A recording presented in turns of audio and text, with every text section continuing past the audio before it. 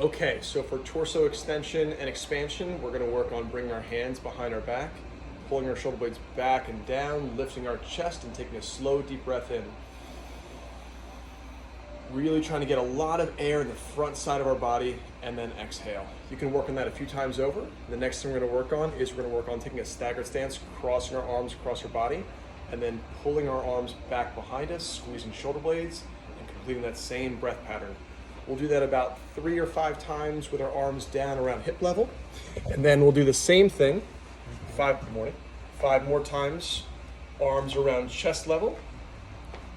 And then 5 more times, arms up and overhead. So we're working on pulling our shoulder blades back, lifting our chest, and intermittently taking big, slow, deep, expansive breaths as our chest is up to bring more airflow through here and extending our mid-back. The second thing we're gonna work on is we'll work on still staying in a staggered stance, slowly side to side, expanding our rib cage laterally. And we'll do that about 5 times each side. And intermittently throughout all this, you can work on changing your stance of a different staggered stance. So now I have my right leg in front.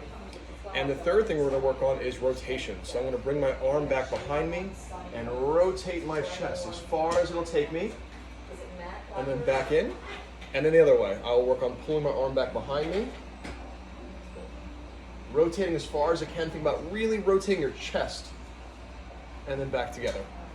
We'll work on doing that rotation pattern about 3 times with our humerus around chest level, and then a few more times with our arm down at hip level, rotating. And if you're up for it, rotating over shoulder level. That'll work on different divisions of our rib cage and thoracic spine for extension.